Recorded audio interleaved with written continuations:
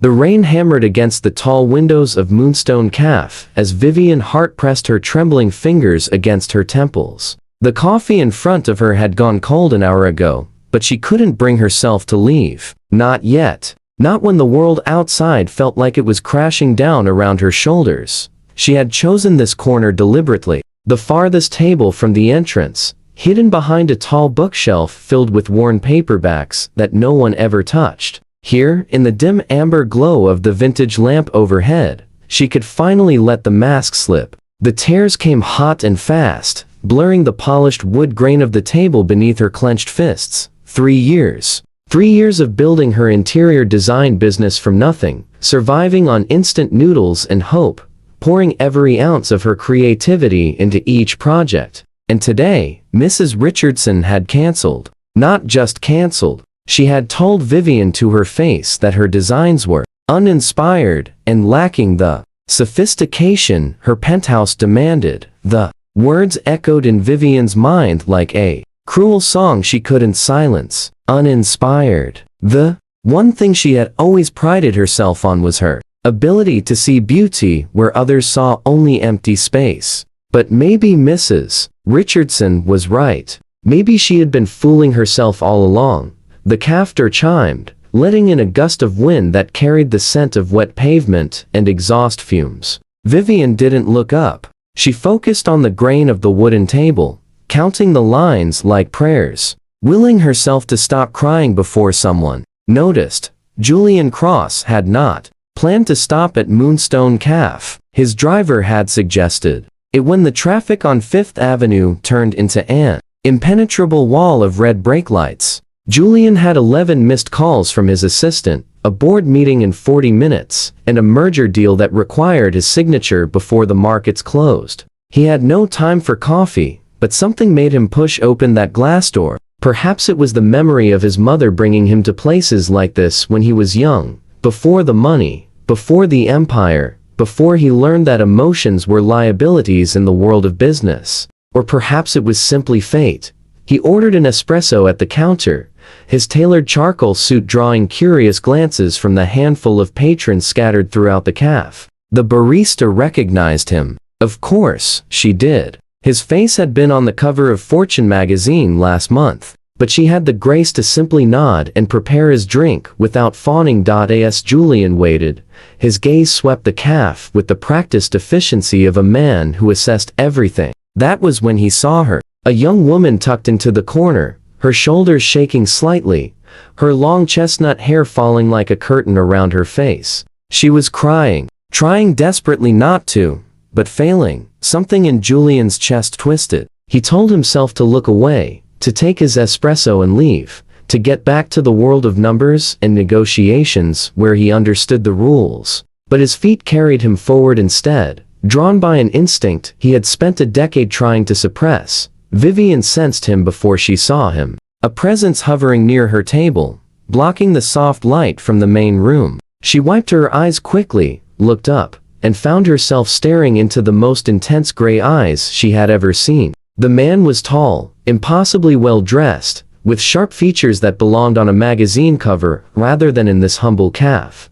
"I apologize for intruding," Julian said, his voice low and surprisingly gentle. "But you look like someone who could use a fresh cup of coffee, or perhaps something stronger." Vivian wanted to tell him to go away, that she was fine, that she didn't need pity from a stranger in an expensive suit. But when she opened her mouth, what came out instead was a broken laugh. "Do I really look that bad?" Julian's lips curved into the ghost of a smile. "You look like someone who's had the kind of day that makes you question everything. I know that look. I've worn it myself." There was something in his tone, a thread of genuine understanding beneath the polished exterior, that made Vivian pause. She gestured weakly to the empty chair across from her. "I suppose misery loves company." Julian sat down, setting his untouched espresso on the table between them. "Julian Cross," he said, extending his hand. Vivian hesitated only a moment before taking it. His grip was warm and steady. "Vivian Hart." "Well, Vivian Hart," Julian said, leaning back in his chair with an ease that suggested he had all the time in the world. "What brings you to tears in a café corner on a Tuesday afternoon?" and somehow, impossibly, Vivian found herself telling him about Mrs. Richardson, about the 3 years of struggle, about the crushing weight of feeling like she wasn't good enough. The words poured out of her like water from a broken dam, and Julian listened without interrupting, without judging. His gray eyes focused entirely on her face. When she finally ran out of words, Vivian felt simultaneously exposed and strangely lighter. "I'm sorry," she said, embarrassed. "You didn't come here to listen to a stranger's problems. On the contrary," Julian said quietly. "I think this might be exactly why I came here." He paused, choosing his words carefully. "I built a technology empire from my college dormitory. I've been on magazine covers and keynote stages. People call me a visionary. But do you know what I remember most clearly? The night I sat in a place very much like this one, convinced I had failed, that my first investor had been right to call my ideas worthless." Vivian's eyes widened. "You're that Julian Cross? Cross Technologies?" He nodded, a rueful expression crossing his features. "The very same. And I'm telling you this not to impress you, but to remind you that the gap between tears in a calf and the life you dream of is often much smaller than it feels in moments like these." Something shifted in the air between them. The calf seemed to fade away, leaving only the two of them in that golden pool of lamplight, two strangers sharing the raw truth of their struggles. Julian glanced at his watch and frowned. He had missed his board meeting. His assistant would be frantic. But as he looked back at Vivian, at the hope beginning to kindle in her eyes, he realized he didn't care. "Would you let me help you?" he asked suddenly. Not as charity, as someone who sees genuine talent being crushed by one person's narrow opinion. Vivian shook her head. "I can't accept that. I don't even know you." "Then let's change that," Julian said, pulling out his phone. "Have dinner with me tomorrow. Let me hear about your designs. And then, if you still think I'm just offering pity, you can walk away and we'll never speak again." Vivian studied his face, searching for the catch, the hidden agenda, but all she saw was sincerity and something else she couldn't quite name. Interest. Not the predatory kind she had learned to recognize and avoid, but genuine curiosity. "One dinner," she heard herself say. "But I pay my own way." Julian's smile was genuine this time, reaching all the way to his eyes. "Deal." He stood, buttoning his suit jacket. "I'll send you the details." "And Vivian, those tears you shed today? They weren't weakness. They were proof that you care deeply about your work. Don't ever lose that." As he walked away, Vivian sat stunned in her corner, the cold coffee forgotten. She had come to this calf to hide her breakdown. Instead, she had met a man who saw through her tears to something worth saving. And for the first time in weeks, she felt something dangerous and wonderful stirring in her chest. Hope. The restaurant Julian had chosen wasn't what Vivian expected. She had braced herself for some pretentious 5-star establishment with unpronounceable menu items and waiters who looked down their noses at anyone who didn't know which fork to use. Instead, she found herself standing outside a cozy Italian trattoria tucked between two art galleries in the creative district. The warm glow spilling through the windows revealed exposed brick walls, covered in local artwork, mismatched wooden chairs, and tables draped in simple white linen. Through the glass, she could see Julian already seated at a corner table, his suit jacket draped over the back of his chair, his sleeves rolled up to his elbows. He looked almost human without all the corporate armor. Vivian smoothed down her emerald dress, the nicest thing in her closet, that didn't scream either desperation or poverty. She had changed outfits for times before settling on this one, and now she wondered if even this was too much or not enough. Taking a deep breath, she pushed open the door. Julian looked up immediately, and something in his expression softened. He stood as she approached, pulling out her chair with an old-fashioned courtesy that should have felt awkward, but somehow didn't. "You found it," he said, his voice carrying genuine pleasure. "I wasn't sure if my directions were clear." "Your assistant's directions were very thorough," Vivian replied, settling into her seat. "She called me 3 times to make sure I had the address right." Julian winced slightly. "That sounds like Patricia. She's convinced everyone in the world is as directionally challenged as I am." He poured water into her glass from the carafe on the table. "I hope this place is all right." It's not fancy, but the food is extraordinary, and the owner doesn't care who I am, which is refreshing. Vivian glanced around, noticing the families laughing at nearby tables, the couple sharing a bottle of wine in the corner, the easy warmth that filled the space. It's perfect, she said honestly. I was afraid you'd pick somewhere I'd need a dictionary to order. Julian's laugh was unexpected and genuine. I learned early on that the best food comes from places where people cook with passion, not pretension. My mother used to say that you can taste love in honest cooking. There was a softness in his voice when he mentioned his mother, a crack in the polished facade. Vivian found herself leaning forward. Used to.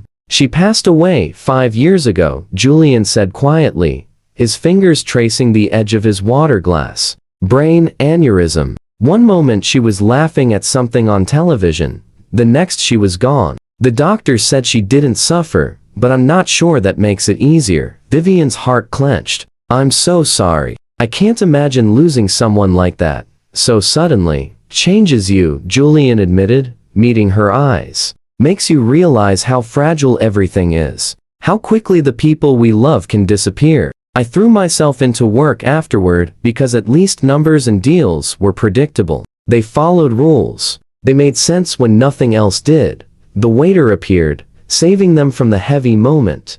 And they ordered almost randomly, neither really caring about the food. When they were alone again, Vivian found herself sharing pieces of her own story. About growing up in a small town where everyone knew everyone else's business. About her father walking out when she was 12. Leaving her mother to raise 3 kids on a teacher's salary. About discovering that she could lose herself in sketching room layouts and color schemes. Creating perfect worlds on paper when the real one felt too broken. That's why Mrs. Richardson's words hurt so much, Vivian said, surprised at her own honesty. Because design isn't just what I do, it's who I am. It's how I make sense of chaos, how I create beauty from nothing. When she said my work was uninspired, it felt like she was saying it was uninspired, that I was nothing. Julian reached across the table, his hand covering hers. The touch was electric, sending warmth racing up her arm. She was wrong, he said firmly.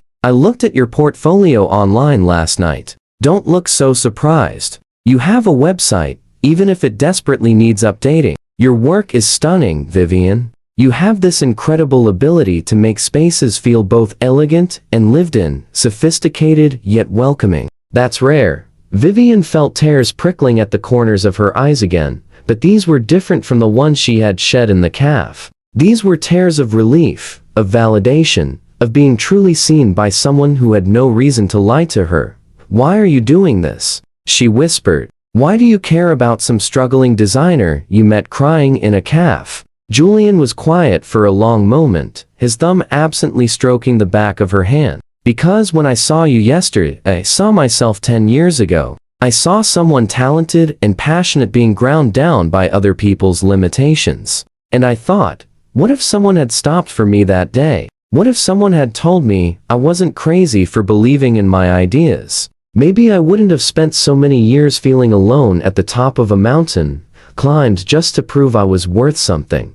The vulnerability in his voice took Vivian's breath away. This wasn't the billionaire from magazine covers. This was a man who understood what it meant to feel small in a world that demanded you be larger than life. Their food arrived, and they ate slowly, the conversation flowing more easily now. Julian told her about the early days of Cross Technologies, working 20-hour days in a cramped office, eating ramen for breakfast, lunch, and dinner. Vivian shared stories of her design school disasters, like the time she accidentally created a scale model that was 3 times too large and had to be carried out of the building by 6 people. I kept that model, she confessed, laughing. It's in my apartment. I look at it whenever I feel like giving up, to remind myself that even my disasters are fixable. That's the difference between people who succeed and people who don't, Julian said, his eyes bright with interest. The ability to see failure as education rather than ending. You have that. Never lose it. As the evening wore on, Vivian found herself relaxing in a way she hadn't in months. Julian was easy to talk to once the corporate mask dropped away. He was funny, self-deprecating, and genuinely curious about her life. He asked questions that showed he was really listening, not just waiting for his turn to speak. When dessert arrived, a shared tiramisu that Julian insisted they try, their forks clashed accidentally, and they both laughed. The sound filled the space between them, easy and genuine. "I have a proposition," Julian said, as they finished the last bites. "And before you say no, hear me out." Vivian set down her fork, suddenly nervous. "I'm listening." Cross Technologies is renovating our executive floor. We've been interviewing designers for weeks, and honestly, I've hated everything they've shown us. Too cold, too modern, too much glass and steel, and no soul. But your work has soul, Vivian. It has warmth and intelligence. I want you to pitch us a design. Vivian's heart began to race. "Julian, I appreciate the offer, but I don't want charity." "This isn't charity," he said firmly. "This is business. You'll compete with the other firms we're considering. You'll present to the committee, just like everyone else. The only advantage I'm giving you is the opportunity to try. What you do with that opportunity is entirely up to you." Vivian studied his face, searching for any hint of pity or condescension, but all she saw was confidence in her, the kind of unwavering belief she had been searching for her entire career. "Why does this feel like more than just a business opportunity?" she asked softly. Julian's expression grew serious. "Because it is. I won't lie to you, Vivian. I haven't been able to stop thinking about you since yesterday. About the way you spoke about your work with such passion, despite being heartbroken. About the strength it took to be vulnerable with a stranger. I want to help your career because I believe in your talent. But I also want to know you better as a person. And I'm hoping that's not completely one-sided." Vivian's breath caught. The restaurant seemed to fade away, leaving only the two of them in that bubble of candlelight and honesty. "It's not one-sided," she admitted, her voice barely above a whisper. "But I'm scared, Julian. I've never been good at separating my heart from my work. If I fail at this, if I disappoint you." "You won't," he interrupted gently. "And even if the committee doesn't choose your design, which I doubt will happen, that won't change how I see you. Professional and personal are two different things. I learned that lesson the hard way." There was a story there, pain flickering across his features. "What happened?" Vivian asked. Julian sighed, running a hand through his dark hair. "I dated someone from the industry a few years ago. Another CEO. It was perfect on paper, two ambitious people building empires. But we forgot to build a relationship. Everything became transactional, strategic. When it ended, I realized we had never actually known each other beyond our professional masks. I don't want that again. I don't want perfect on paper. I want real." The honesty in his words and did something in Vivian's chest. She reached across the table this time, taking his hand in both of hers. "Then let's be real with each other. No masks, no games. Just honesty, even when it's scary." Julian's smile was brilliant, transforming his entire face. "Deal." They left the restaurant hours later, long after most of the other diners had gone. The night air was cool and crisp, carrying the scent of rain-washed streets. Julian insisted on walking her to her car, a beat-up sedan that looked embarrassingly shabby next to his town car waiting at the curb. "She runs," Vivian said defensively, patting the hood. "Most of the time," Julian laughed. "I started with a car held together by duct tape and prayer. Never be ashamed of where you're starting from. Only be determined about where you're going."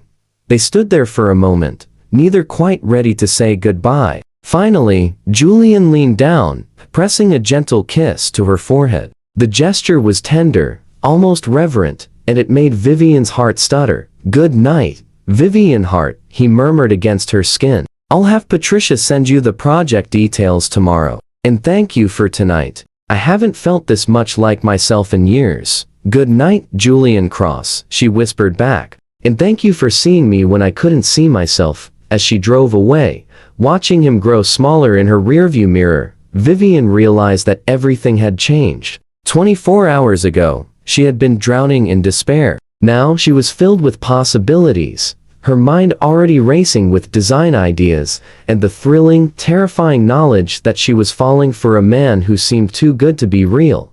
But he was real, And so was this chance he was giving her. All she had to do was be brave enough to take it. 3 weeks later, Vivian stood in the gleaming conference room on the 42nd floor of Cross Technologies, her hands trembling slightly as she advanced to the next slide of her presentation. Around the massive glass table sat 7 executives, their faces ranging from mildly interested to openly skeptical. Julian sat at the far end, his expression carefully neutral, giving her no hints or encouragement. This was it. Everything she had worked for, all the sleepless nights perfecting every detail, came down to this moment. As you can see, Vivian said, her voice growing stronger with each word. The design incorporates natural elements to create a sense of calm in a high-pressure environment. The living wall in the main corridor isn't just aesthetic. Studies show that exposure to greenery reduces stress and increases productivity by up to 20%. One of the executives, a severe woman named Miss Chen, leaned forward. "It's lovely, Miss Hart, but is it practical? Living walls require maintenance, water systems, proper lighting. The operational costs seem excessive." Vivian had anticipated this question. She clicked to her cost analysis slide, the one she had spent an entire weekend perfecting. Actually, when you factor in the reduced need for air purification systems and the demonstrated increase in employee satisfaction and retention, the living wall pays for itself within 18 months. I've included case studies from 3 similar implementations. She watched Miss Chen's expression shift from skeptical to intrigued. A small victory, but a crucial one.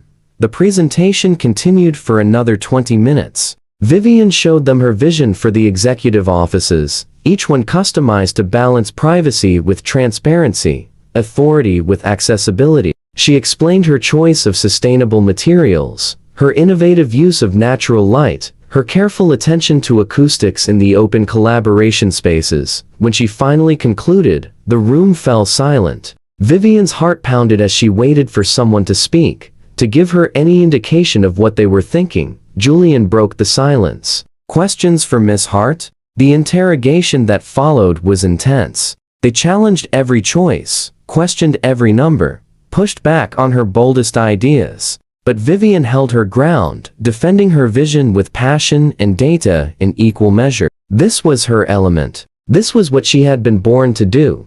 Finally, after what felt like hours, but was probably only 30 minutes, Julian stood. "Thank you, Miss Hart. We'll be in touch within the week with our decision. The committee needs time to deliberate." Vivian gathered her materials with shaking hands, hyper-aware of every eye on her as she made her exit. Only when the elevator doors closed did she allow herself to sag against the wall, exhaustion and adrenaline warring in her system. Her phone buzzed.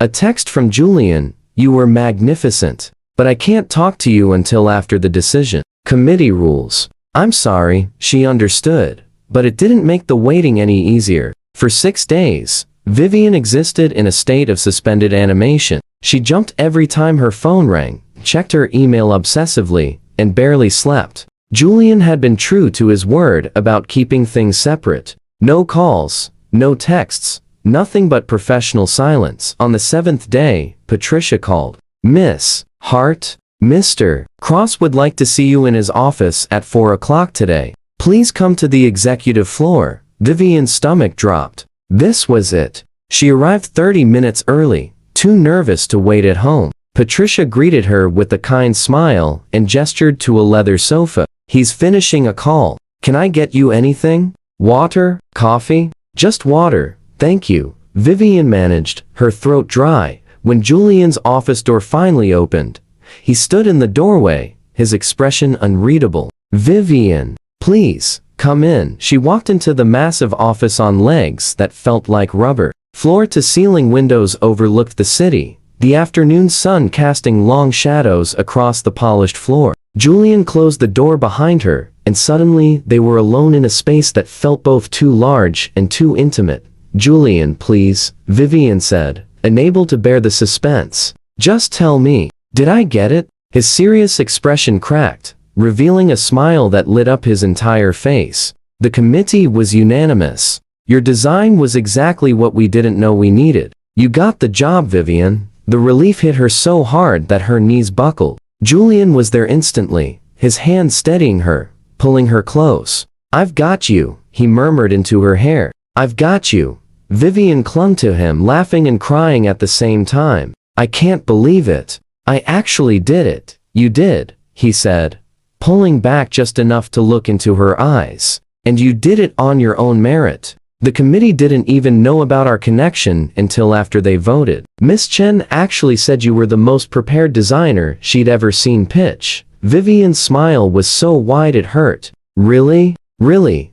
Julian's thumb brushed away a tear that had escaped down her cheek. "I'm so proud of you, and I've hated every minute of not being able to talk to you this week. Professional boundaries be damned. I missed you too," she admitted. "So much that I started talking to my scale model, Disaster. I think it judged me." Julian laughed, the sound rich and warm. "I want to meet this model, and see your apartment, and take you to dinner every night for the next month to make up for this week of silence." "That's a lot of dinners," Vivian said, her heart racing at the implication. "I'm hoping for a lot more than dinners," Julian said softly, his forehead resting against hers. "I'm hoping for breakfasts too, and lazy Sunday mornings, and arguments about whether to watch documentaries or romantic comedies. I want everything, Vivian. If you'll let me," she answered by pulling his face down to hers, kissing him with all the pent-up emotion of the past weeks.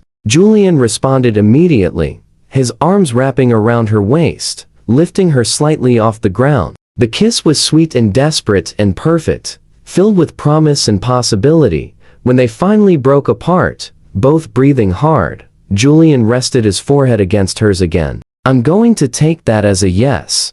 "That's a yes," Vivian confirmed, laughing breathlessly. "Definitely a yes."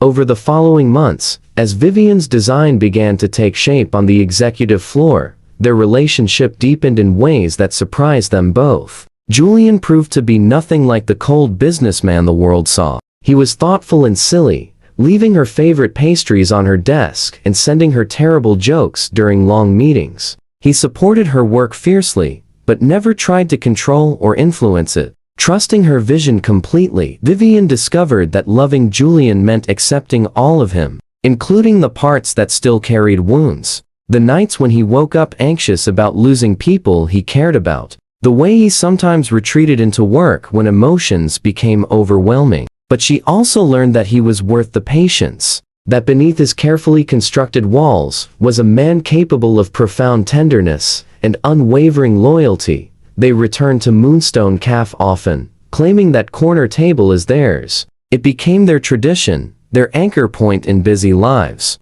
Every month, on the anniversary of the day they met, they ordered the same cold coffee and untouched espresso, laughing about that fateful afternoon when tears led to transformation. When the executive floor renovation was finally complete, Cross Technologies hosted a grand unveiling. Vivian stood next to Julian as employees and executives toured the space, their faces lighting up with delight and surprise. The living wall had become an instant favorite, people stopping to touch the soft moss and breathe in the fresh, clean air. The office's balanced privacy and openness exactly as she had envisioned, and the collaboration spaces buzzed with energy and creativity. Ms. Chen approached them. Her severe expression softened into something almost friendly. "Miss Hart, I owe you an apology. I doubted your vision, but you've created something truly special here. We've already seen a measurable improvement in employee satisfaction." "Thank you," Vivian said, glowing with pride. "That means everything coming from you." As Miss Chen walked away, Julian's hand found Vivian's, their fingers intertwining naturally. "You did this," he said quietly. "You took your pain and turned it into something beautiful, just like you've done with every space you've ever designed." Vivian squeezed his hand, looking around at the culmination of months of hard work. "We did this. You believed in me when I couldn't believe in myself. You gave me the chance to prove what I was capable of." "No," Julian corrected gently. "I just held the door open. You walked through it on your own strength." That evening, as the last guests departed and the cleaning crew began their work, Julian led Vivian back to their corner table at Moonstone Café. But this time, something was different. The owner had reserved the entire space for them, candles flickering on every surface, soft music playing from hidden speakers. "Julian, what is this?" Vivian asked, her heart beginning to race. He took both her hands, his gray eyes intense in the candlelight. "This is where you changed my life. I came here planning to grab coffee and leave, to keep existing in the safe, controlled world I built for myself. But then I saw you crying, and something in me broke open. You reminded me that feeling pain means you're alive, that vulnerability is strength, that love is worth the risk of loss." Tears were already streaming down Vivian's face as Julian knelt on one knee, pulling a small velvet box from his pocket. "Vivian Hart, you are the most talented, passionate, stubborn, beautiful person I've ever known. You make me laugh when I want to hide. You challenge me to be better. You see past the money and the power to the man. I am underneath all of that, and I love you more than I thought it was possible to love another person." He opened the box, revealing a ring that took her breath away. Not ostentatious or flashy, but elegant and unique, a sapphire the color of twilight, surrounded by small diamonds. "I know it's fast," Julian continued, his voice thick with emotion. "I know we've only been together for a few months, but when you know, you know. And I know that I want to wake up next to you every morning. I want to support your dreams and share mine with you. I want to build a life together, one beautiful moment at a time. Vivian Hart, will you marry me?" Vivian dropped to her knees in front of him, cupping his face in her hands. "Yes," she said through her tears. "Yes, 1,000 times yes. You saved me, Julian. You saw me when I was invisible. You believed in me when I had stopped believing in myself. I love you so much. It terrifies me, but I'm done being afraid. I'm ready to be brave with you." Julian slipped the ring onto her finger, and they kissed there on the cafe floor, surrounded by candles and memories, and the promise of a future neither had dared to imagine on that rainy afternoon, when tears brought them together. As they finally stood, laughing and wiping away each other's tears, Vivian looked around the little cafe that had witnessed the beginning of their story. "I'm glad I cried that day," she said softly. "I'm glad you couldn't walk away." Julian pulled her close, his lips brushing her temple. "Walking away was never an option. From the moment I saw you, I knew my life was about to change. I just didn't know how beautiful that change would be." Outside, the city lights began to sparkle in the gathering dusk. Inside Moonstone Cafe, two people who had started as strangers united by shared pain now stood as partners ready to face whatever the future held, knowing that together, they could weather any storm and celebrate every joy. Love, they had learned, doesn't always arrive wrapped in perfection. Sometimes it finds you crying in a corner, broken and lost. But if you're brave enough to let someone see your tears, if you're willing to believe that vulnerability is not weakness, but the foundation of true connection, then love can transform everything. And it all began with a simple choice: to stay instead of walking away, to care instead of ignoring, to believe that even in our darkest moments, we are worthy of being seen, valued, and loved.